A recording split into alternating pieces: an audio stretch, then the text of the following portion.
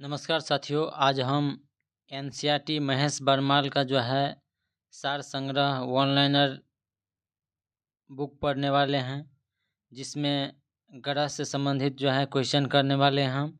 तो चैनल पे नए हैं तो चैनल को सब्सक्राइब और वीडियो को लाइक ज़रूर कीजिएगा। तो आइए हम शुरुआत करते हैं। जीवन युक्त होने के कारण जो है पृथ्वी को किस अन्य नाम से भी जाना जाता है? तो हरित ग्रह के नाम से भी जाना जाता है। उसके बाद है बृहस्पति का वलय किस पदार्थ से निर्मित होता है?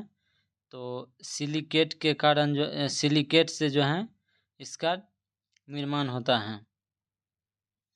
उसके बाद है जब एक महीने में 2 पूर्णिमा हो तो दूसरी पूर्णिमा वाले चांद को हम क्या कहते हैं? ब्लू मून कहते हैं। क्या कहते हैं? उसे हम ब्लू मून कहते हैं। उसके बाद है टाइटन किस ग्रह का सबसे बड़ा उपग्रह है? तो ये शनि का है। टाइटन जो है किस ग्रह का सबसे बड़ा उपग्रह है? शनि का है। उसके बाद है अरुण को सूर्य की एक परिक्रमा करने में लगभग कितना समय लगता है? तो 84 वर्ष लगता है। अरुण को जो है सूर्य की एक परिक्रमा करने में कितना समय लगता है? 84 वर्ष लगता है।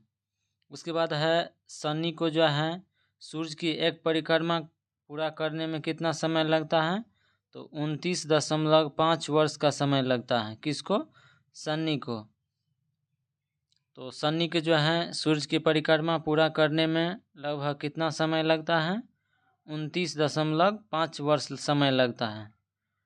उसके बाद है सूर्य का जो है जुड़वा तारा किसे कहते हैं हम? तो नेमेसिस को जो है हम सूर्य के जुड़वा तारा कहते हैं।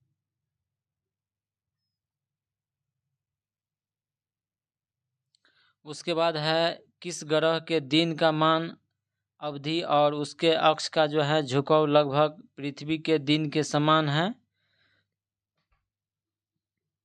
तो मंगल ग्रह का है। उसके बाद है 1610 ईस्वी में बृहस्पति के उपग्रह की जो है खोज किसने किया था? तो गैलीलियो ने किया था। 1610 ईस्वी में बृहस्पति के उपग्रह के खोज किस वैज्ञानिक ने किया? गैलीलियो ने किया था।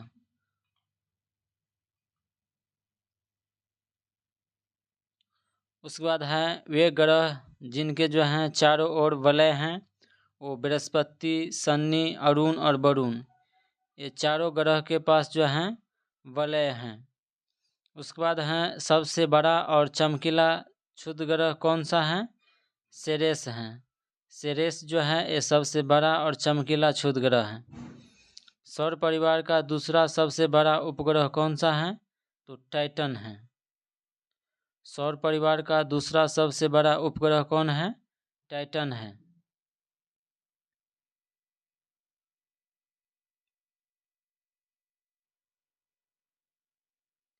उसके बाद है पूर्ण सूर्य ग्रहण केवल सीमित भूक्षेत्र में ही दिखाई पड़ता है, क्योंकि जो है पृथ्वी के अनुप्रस्थ परिच्छेद की तुलना में जो है पृथ्वी पर पड़ने वाली चंद्रमा की छाया का आकार छोटा होता है। उसके बाद है सूर्य के प्रकाश मंडल का जो है तापमान कितना है? तो लगभग जो है 6000 डिग्री सेल्सियस है। उसके बाद है चंद्र ग्रहण जो है कब लगता है? चंद्र ग्रहण जो है केवल पूर्णिमा के दिन लगता है। कब लगता है चंद्र ग्रहण? केवल पूर्णिमा के दिन लगता है।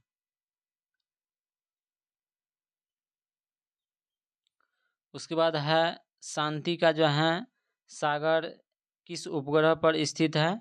ये चंद्रमा पर है। शांति का सागर जो है किस उपग्रह पर स्थित है? चंद्रमा पर है।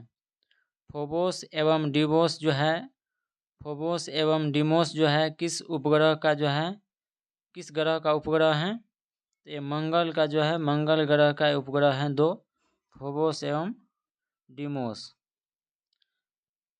उसके बाद है मंगल पर जीवन की उपस्थिति के लिए जो है बर्फ, छत्रकों और हिम शीतलक जल की उपस्थिति सबसे अनुकूलन है।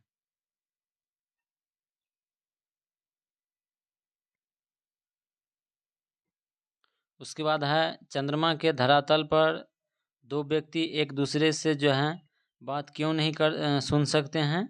तो चंद्रमा पर जो है वायुमंडल का अभाव के कारण जो है वह एक दूसरे को बात को नहीं सुन सकते हैं। उसके बाद हैं जब अर्धचंद्र होता है तो सूर्य, पृथ्वी तथा चंद्रमा के मध्य का कोण जो है 90 डिग्री का हो जाता है। उसके बाद है कृष्ण विवर जो है अंतरिक्ष में एक पिंड है जो किसी भी प्रकार के विकिरण को जो है बाहर आने नहीं देता है।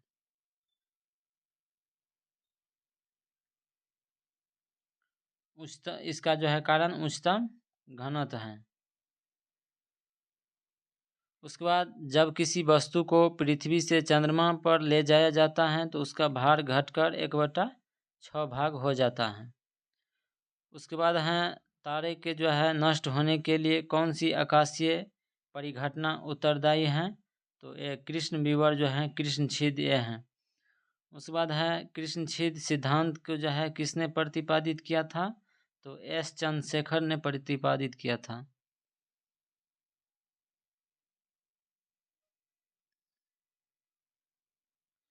उसके बाद है सबसे चमकीला तारा कौन सा है? तो ये साइरस या डॉग स्टार जो है सबसे चमकीला तारा है। उसके बाद है सूर्य ग्रहण कब होता है?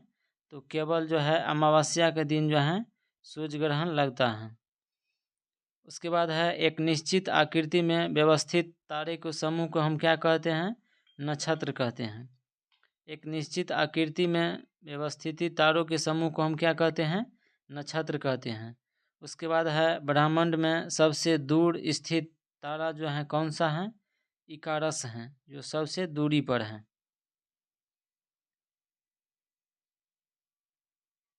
उसके बाद है तारों के मध्य दूरी ज्ञात करने का इकाई कौन सी है? प्रकाश वर्ष है। ये तारे के मध्य दूरी ज्ञात करने का इकाई है। उसके बाद है पृथ्वी के परितः जो है घूमने वाले कृत्रिम उपग्रह से बाहर गिराई गई गेंद पृथ्वी के जो है परितः उपग्रह के समान आवर्तकाल के साथ उसी की कक्षा में घूमती रहेगी। उसके बाद है ध्रुव तारा किस तापमंडल की ओर संकेत करता है? ये सप्तऋषि तारामंडल की ओर संकेत करता है।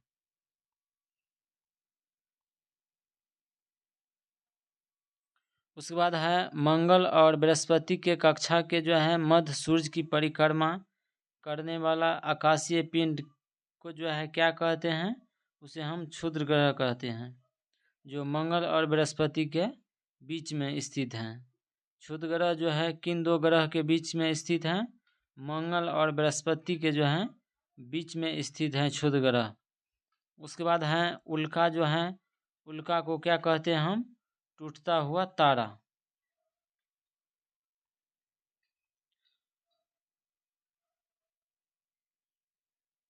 उसके बाद हम ग्रह देखेंगे और उसके उपग्रह की संख्या देखेंगे। जैसे कि पृथ्वी ग्रह के जो है उपग्रह की संख्या 1 है। मंगल के पास जो है उपग्रह की संख्या 2 है। बृहस्पति के पास उपग्रह की संख्या वो 95 है। शनि के पास जो है 146 हैं उपग्रह, और अरुण के पास 28 हैं, और वरुण के पास 16 हैं, और बुध और शुक्र के पास कोई भी उपग्रह नहीं है। तो कौन दो ऐसे ग्रह हैं जिसके पास उपग्रह नहीं है? तो बुध और शुक्र के पास कोई भी उपग्रह नहीं है। लेकिन सबसे ज़्यादा किसके पास है? शनि के पास है 146, और दूसरा बृहस्पति के पास है। बृहस्पति के पास जो है दूसरा स्थान है, और प्रथम स्थान वो शनि का है। तो ध्यान में रखिएगा। उसके बाद है विषुवत को जो है संपूर्ण विश्व में दिन और रात बराबर होता है, वो तिथि कौन सी है?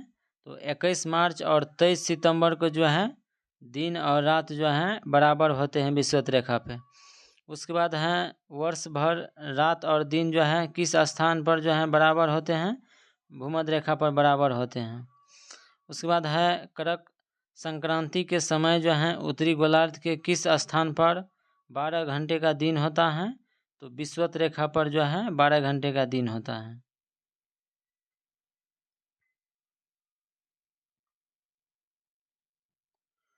उसके बाद हम देखेंगे पृथ्वी का जो है अपने अक्ष पर झुकाव कितना है, तो 23.5 डिग्री है। उसके बाद है उत्तरी गोलार्ध में वर्ष के जो है सबसे छोटा दिन किस तिथि को होता है, तो 22 दिसंबर को सबसे छोटा होता है उत्तरी गोलार्ध में दिन। उसके बाद है उत्तरी गोलार्ध में सबसे बड़ा दिन किस तिथि को होता है, 21 जून को होता है, तो ध्यान में रखिएगा 21 जून को जो है उत्तरी गोलार्ध में सबसे बड़ा दिन होता है। उसके बाद है पृथ्वी का जो है सूर्य के चारों ओर चक्कर लगाना तथा अपने अक्ष पर झुकाव होना मौसम परिवर्तन का मुख्य कारण माना जाता है। उसके बाद है दक्षिणी गोलार्ध में सबसे बड़ा दिन कब होता है, तो ये 22 दिसंबर को होता है। दक्षिणी गोलार्ध में सबसे बड़ा दिन कब होता है, 22 दिसंबर को दक्षिणी गोलार्ध में सबसे बड़ा दिन होता है।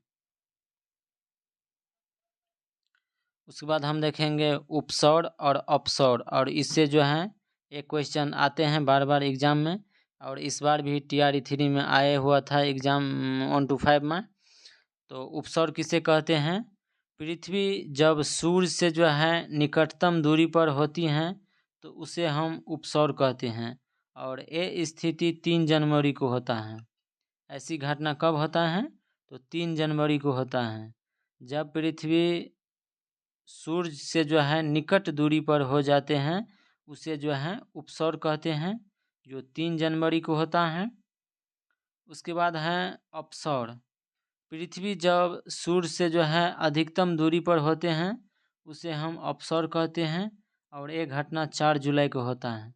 जैसे देखिए ये सूर्य हैं और सूर्य के चारों ओर चक्कर लगाते हैं पृथ्वी, जैसे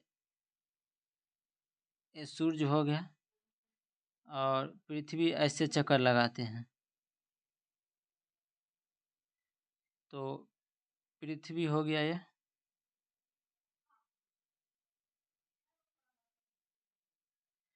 जैसे यहाँ पर जो है नज़दीक हो गया, और ये नज़दीक जो है 3 जनवरी को होता है, और इसे हम उपसौर कहते हैं। और ये जो है अधिक दूरी हुआ उसे हम अपसौर कहते हैं। क्या कहते हैं, अपसौर कहते हैं। और ये घटना 4 जुलाई को होता है, और यह जो है 3 जनवरी को होता है। और उपसौर जो है वो पृथ्वी जब सूर्य से निकटतम दूरी पर रहते हैं उसे उपसौर कहते हैं, और जब अधिकतम दूरी पर रहते हैं उसे अपसौर कहते हैं, तो ध्यान में रखिएगा।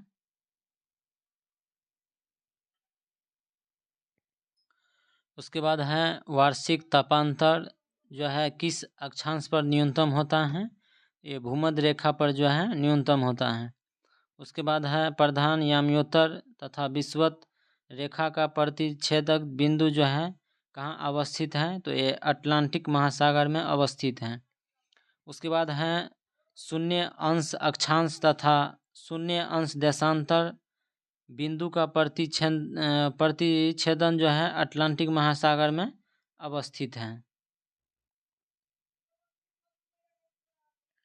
उसके बाद है सूर्योदय के जो है पहली किरण भारत के किस याम्योत्तर पर दिखाई देती हैं, तो 97°25 पूर्वी जो है अरुणाचल प्रदेश में दिखाई देता है। उसके बाद है अंतर्राष्ट्रीय दिनांक रेखा किस महासागर से गुजरते हैं, प्रशांत महासागर से गुजरते हैं। अंतर्राष्ट्रीय दिनांक रेखा कहाँ से गुजरते हैं, प्रशांत महासागर से गुजरते हैं। उसके बाद है पृथ्वी के भूमध्य रेखा की कुल लंबाई कितना है, तो 40,075 किलोमीटर है। पृथ्वी के भूमध्य रेखा की कुल लंबाई कितना है, 40,075 किलोमीटर है। उसके बाद है ग्लोब पर 2 स्थानों के मध्य न्यूनतम दूरी अंतर्राष्ट्रीय तिथि रेखा पर नहीं होती है। ग्लोब पर जो है 2 स्थानों के मध्य न्यूनतम दूरी अंतर्राष्ट्रीय तिथि रेखा पर नहीं होते हैं। उसके बाद है कौन सी देशांतर रेखा प्रधान यामोत्तर के साथ जो है मिलकर ग्लोब पर बेहद वृत्त का निर्माण करते हैं, तो यह जो है 180 डिग्री देशांतर रेखा निर्माण करते हैं।